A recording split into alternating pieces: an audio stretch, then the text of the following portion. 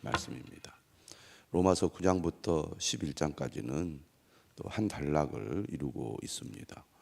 전체 내용으로 볼 때는 약간 부록과 같은 내용인데 또 매우 중요한 구절들이 로마서 9장에서 또 11장에 또 많이 또 나와 있습니다. 관심을 가지고 말씀을 여러분 살펴주시면 좋겠습니다. 바울은 로마서 1장에서 자신은 복음의 빚진 자로서 로마에 있는 그리스도인들에게 복음 전하기를 원한다는 말을 했습니다. 그는 복음에 사로잡혀 복음을 증거하는 일에 자신의 온 삶을 다 하나님께 드렸습니다. 그런 가운데 바울이 경험한 중요한 사실들은 이방인들은 예수 그리스도를 주님으로 영접하고 받아들이는데 이상하게 하나님의 약속의 자녀들인 유대인들은 예수 그리스도를 거부하고 있다는 것입니다. 본인도 유대인으로서 자신도 예수 그리스도를 거부했던 때가 있었고 또 예수 그리스도를 그가 직접 부활하신 예수님을 만남으로 변화되었던 경험이 있기 때문에 자신이 복음을 전하면 유대인들도 예수님을 믿을 거라고 기대를 했습니다. 하지만 그가 오랜 세월 동안 복음을 전하는 가운데 유대인들은 배척하고 오히려 하나님의 율법을 몰랐던 이방인들은 예수 그리스도를 믿는 이 현실을 보면서 자신의 동족인 이스라엘 사람들이 예수님을 믿지 않는 것에 대한 안타까움이 매우 컸던 것입니다. 그래서 9장에서 11장의 말씀을 통하여 그가 얼마나 자신의 동족인 유대인들을 아끼고 사랑하는지 또 그들이 예수 그리스도를 믿기를 얼마나 바라는지에 대해서 말씀을 하고 있습니다. 오늘 본문 1절부터 3절에 보면 그 내용이 나와 있죠. 내가 참말을 하고 거짓말을 아니하노라. 나에게 큰 근심이 있다. 그리고 마음에 그치지 않는 고통이 있다. 이렇게 얘기합니다. 돌아서면 잊어버리는 거잖아요. 사람은 정말 심각한 자신의 문제가 아니면 돌아서면 잊어버리게 됩니다. 하지만 바울은 자신의 동족들을 생각하면 마음에 그치지 않는 고통이 있었어요. 계속 그들에 대한 마음이 그를 짓누르고 있었던 것이죠. 그 안타까운 마음.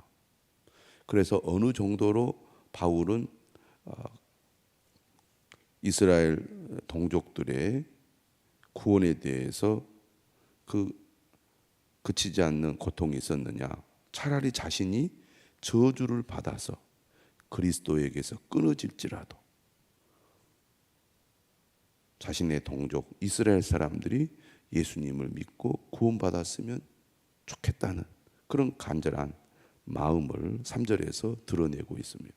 우리가 예수님 믿는 목적이 구원받기 위해서 믿는 것인데 자신은 그리스도에게서 끊어질지라도 자신의 동족들이 예수님을 믿으면 좋겠다는 이런 표현을 하기가 쉬운 표현이 아니잖아요. 그냥 립 서비스가 아니라고 자신은 처음부터 그렇게 말합니다. 그만큼 이스라엘 사람들에 대한 그의 그 마음이 크다는 거죠. 이스라엘 사람들은 어떤 이치에 있는가에 대해서 4절은 이렇게 얘기합니다. 그들에게는 양자됨과 영광과 언약들과 율법을 세우신 것과 예배와 약속들이 있고 이 구절은 유대인들의 특권에 대해서 말씀하고 있습니다. 로마서는 계속해서 뭘 강조하고 있습니까? 유대인이나 이방인이나 다 믿음으로 구원을 받는다.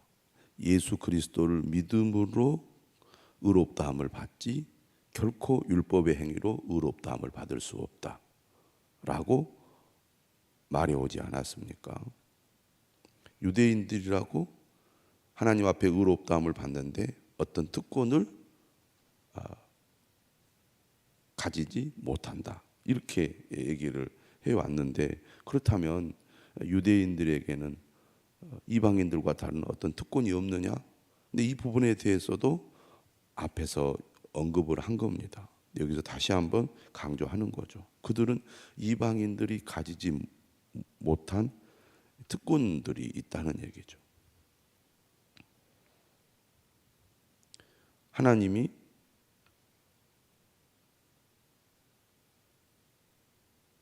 유대인들을 선택하셨잖아요. 그들이 이방인들의 제사장의 나라가 되게 하신 거죠. 그들을 통해서 이방인들을 구원하기 위하여 아브라함을 선택하시고 아브라함의 자손들을 선택하신 겁니다. 그래서 그들에게 율법을 주셨고 그들과 함께 하셔서 하나님의 뜻을 나타내셨죠. 어떻게 하나님을 섬기고 예배하고 따라야 할지 하나님께서 유대인들을 통해서 말씀을 하신 겁니다. 그것이 갖는 특권이 엄청난 거죠. 그 얘기를 하는 겁니다. 5절에도 말하죠. 조상들도 그들의 것이요. 그리고 또 어떤 특권을 그들이 가지고 있습니까? 육신으로 하면 그리스도가 그들에게서 나셨고, 예수 그리스도는 유대인입니다. 하나님의 약속의 성취인 메시아 역시 유대인을 통해서 이루어진 거잖아요. 어마어마한 특권을 가진 겁니다. 그래서 이렇게 하나님을 찬양하죠. 그는 만물 위에 계셔서 세세 찬양을 받으실 하나님이시니라.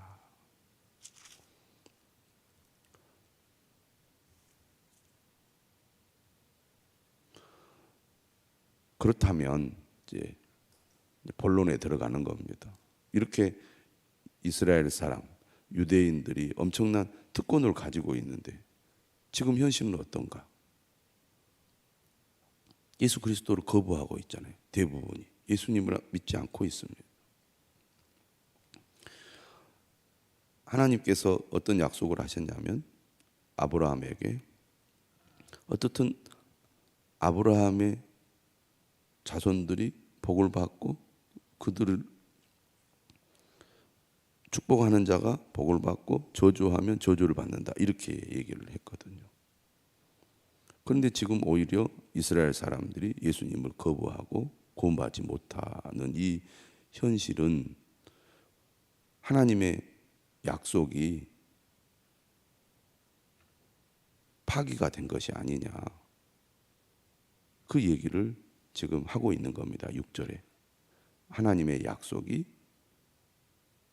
잘못된 것이 아니냐. 여기에 대해서 바울은 뭐라고 얘기하냐면 하나님의 말씀이 폐하여진 것 같지 않도다. 하나님의 약속은 취소되거나 파기된 것이 아니다. 그 얘기를 하는 겁니다.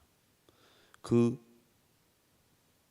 근거를 다시 구약의 말씀을 인용하여 하나님의 말씀이 폐하여진 것이 아니라는 것을 바울은 논증하고 있습니다. 이스라엘에게서 난 그들이 다 이스라엘이 아니요. 왜 소수의 유대인들만 지금 예수 그리스도를 믿고 하나님 앞에 의롭다함을 받고 있느냐? 대다수의 유대인들은 왜 예수 그리스도를 거부하고 있느냐? 하나님의 약속이 잘못된 것이 아닌가? 폐기된 것이 아닌가? 아니다. 구약의 약속을 다시 한번 봐라. 이스라엘에게서 난 그들이 다 이스라엘이 아니라고 하나님 말씀하고 있지 않느냐? 그 말입니다. 7절에 얘기하죠. 또한 아브라함의 씨가 다 그의 자녀가 아니라 오직 이삭으로부터 난 자라야 내 씨라 불리리라 하셨으니. 이 말씀은 창세기 21장 12절을 인용한 것입니다. 하나님께서 분명히 말씀하셨거든요. 아브라함에게서 난 자녀가 다 그의 자녀가 아니라 이삭으로부터 난 자라야 하나님의 약속의 자녀다. 그렇게 하나님께서 말씀하셨다는 거죠. 이것을 이렇게 정리를 합니다. 8절에 곧 육신의 자녀가 하나님의 자녀가 아니요 오직 약속의 자녀가 씨로 여기심을 받느니라. 약속의 말씀은 이것이니 아브라함 이야기를 하는 겁니다. 명년 이때에 내가 이르리니 사라에게 아들이 있으리라 하심이라. 이건 아브라함이 99세 때에 들은 약속이죠. 그뿐 아니라 또한 리브가가 우리 조상 이삭 한 사람으로 말미암아 임신하였는데, 이것은 다시 누구 이야기로 넘어갑니까? 아브라함의 아들 이삭으로 넘어갑니다. 이삭에게 자녀가, 쌍둥이 자녀가 태어나게 되잖아요. 그 얘기를 하는 거죠. 그 자식들이 아직 나지도 아니하고 무슨 선이나 악을 행하지 아니한 때 택하심을 따라 되는 하나님의 뜻이 행위로 말미암지 않고 오직 부르시는 이로 말미암아 서게 하려 하사 리브가에게 이르시되 큰 자가 어린 자를 섬기리라 하셨나니 기록된 바 내가 야곱은 사랑하고 에서는 미워하였다 하심과 같으니라. 다시 말하면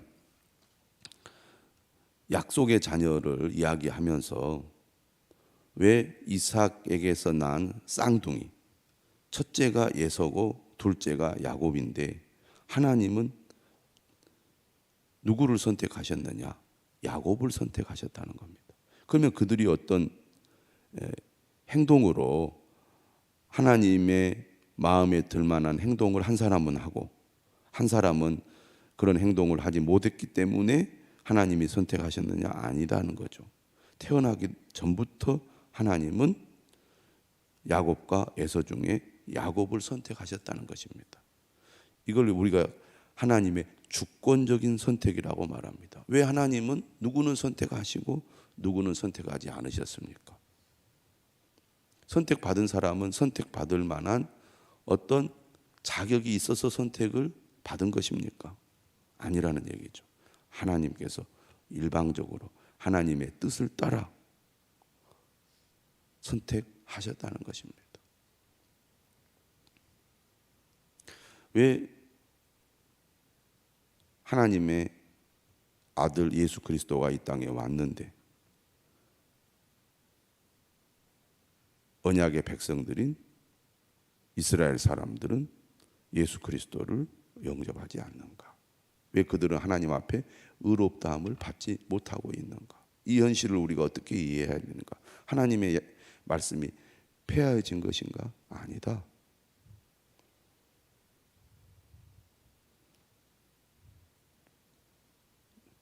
예수 그리스도를 주로 영접한 것은 곧 하나님의 주권적 선택에 의하여 하나님의 부르심을 받은 자들은 예수 그리스도를 믿고 하나님의 부르심을 받지 못한 자들은 예수 그리스도를 믿지 않고 있는 것이다 라고 얘기하고 있습니다.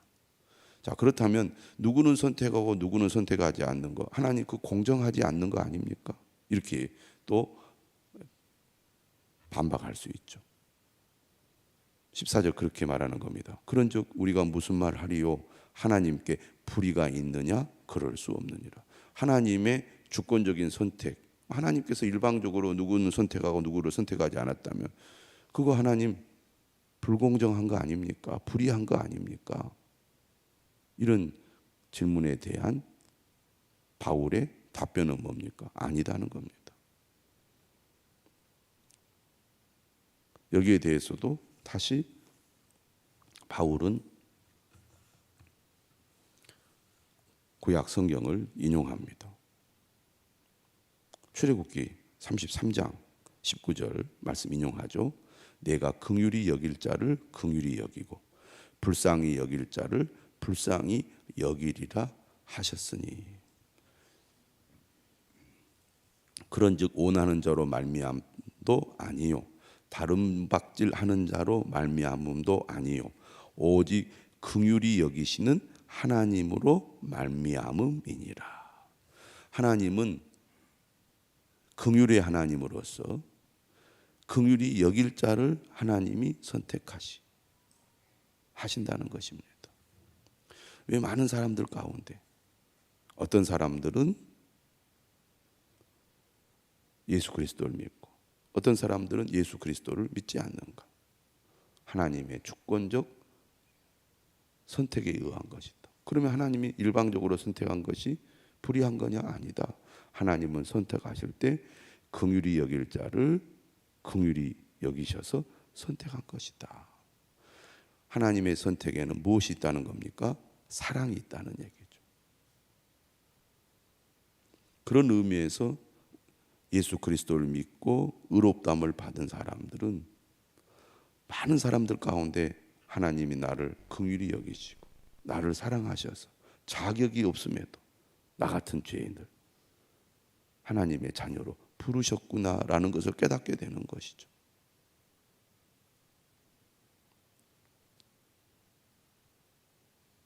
우리는 반대로 생각합니다. 왜 저 사람들은 선택하지 않으셨나요? 하지만 우리가 하나님의 말씀을 듣고 그 말씀에 우리는 어떤 믿음의 반응을 해야 됩니까? 왜 많은 사람들 가운데 나 같은 죄인, 나 같은 자격 없는 자를 선택하셨나요? 하나님의 그 일방적인 사랑, 우리를 긍휼히 여기시는 그 하나님의 놀라운 사랑 때문에 내가 선택을 받은 거다. 이것을 우리가 분명히 알아야 한다는 것입니다. 오직 긍휼히 여기시는 하나님으로 말미암음이니라.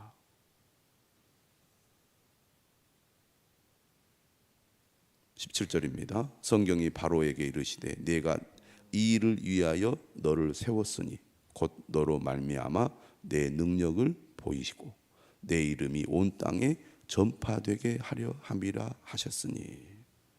그런즉 하나님께서 하고자 하시는 자를 긍휼히 여기시고 하고자 하시는 자를 완악하게 하시느니라.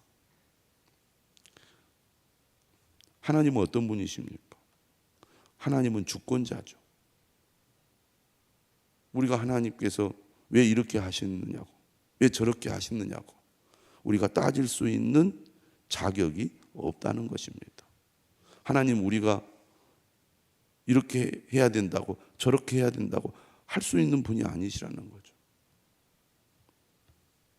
하나님은 창조자이시고 주권자로서 모든 것을 하나님의 뜻대로 하실 수 있는 권리가 있으신 분이죠. 우리는 하나님 앞에 겸손하게 결국 하나님의 뜻에 순종할 수밖에 없는 존재예요. 또 우리가 그렇게 인정하든 안 하든 하나님은 그런 분이시라는 것입니다. 그런 하나님께서 이 세상 만물의 주권자이신 하나님께서 나 같은 죄인을 선택하신 것, 얼마나 큰 은혜요 감사의 제목입니까? 오늘 우리는 이 사실을 분명히 알고 하나님께 감사해야 될 줄로 믿습니다. 많은 유대인들 가운데 왜 적은 수의 유대인들만이 예수 그리스도를 믿고 있는가? 왜 많은 사람들이 믿지 않고 있는가? 하나님의 약속이 패한 건가? 아니다. 이런 논증을 하는 가운데 9장에서 11장의 말씀은 여전히 예수 그리스도를 믿지 않고 있는 유대인들에 대한 안타까운 마음, 어떻게 해서든지 그들이 예수 그리스도를 믿도록 해야 되겠다는 간절한 마음이 잘 드러나 있습니다.